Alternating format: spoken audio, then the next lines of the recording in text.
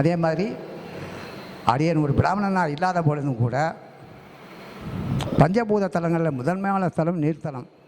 அங்கே வந்து உற்சவ மூர்த்திகளை தொட்டு அலங்காரம் பண்ணக்கூடிய அளவுக்கு அடியனுக்கு ஒரு அங்கீகாரம் கிடச்சதுன்னா அது இறைவன் அருள் எந்த அளவுக்கு எனக்கு கிடச்சிருக்குங்கிறது. அது மட்டும் இல்லை, இந்த அம்பாள் அணிந்திருக்கிற நகைப்பெட்டியினுடைய பெட்டக சாவி அடியன் இடத்துல கொடுக்குறாங்கன்னா அது உண்மையிலேயே இறைவன் எனக்கு கொடுத்த மிகப்பெரிய பலப்பிரசாதம். இதுக்கெல்லாம் முத்தாய்ப்பா தான் இருக்கிறேன்னு அது காட்டின ஒரு இடம் இடமலைப்பட்டி புதூர். திருவாசகத்தை நடத்திக்கிட்டு இருக்கும் பொழுது கடைசி பதியம் போய்கிட்டு இருக்கு. திடீர்னு பார்த்தீங்கன்னா சிவனுடைய கையில் அனல் ஏந்தி கையை காமிச்சார். தான் இருக்கிறேங்கிறத உணர்த்தினால இறைவன் அனல் ஏந்தி கையை அது பதியத்தை 51வது பதியம் முடிக்கும் பொழுது அவர் கையில் இருந்த அனல் வந்து அம்பாள் கையில் இருக்கிற தாமரை சிவப்பாக மாறி ஒரு 10 நிமிஷம் வரையிலும் தான் இருக்கிறத உணர்த்தினாரு.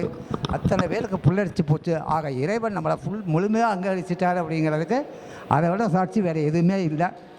இன்றைக்கும் அந்த இல்லத்தில் அது இல்லை எல்லா பத்திரிகைகளும் வந்துச்சு, டிவியிலே வந்துச்சு, எல்லாருமே வந்து பேட்டி எடுத்துகிட்டு போனாங்க. அது மட்டும் இல்லை, இன்றைக்கும் அந்த இல்லத்தில் வந்து திருவாசகம் நடந்துக்கிட்டு தான் இருக்குது. அபிஷேகம் பண்ணும் பொழுது இறைவன் முகத்தை அப்பப்போ காட்டிகிட்டு தான் போகிறான். இந்த பாலாபிஷேகம் பண்ணும்போது மட்டும் அங்கே வந்திருக்கிற அத்தனை பேர் கையிலையும் கொடுத்து பாலாபிஷேகம் அவங்களுடைய வேண்டுதல்கள் சொல்லி நிறைவேற்றுன்னு சொன்னாப்புல இறைவன் வந்து எனக்கு ஒரு சிறு அற்புதமான ஒரு வரப்பிரசாதத்தையும் கொடுத்துருக்கிறார். அது என்னுடைய வாக்கு சித்தம் அப்படியே பலிக்குது சொல்கிறது வளரும்.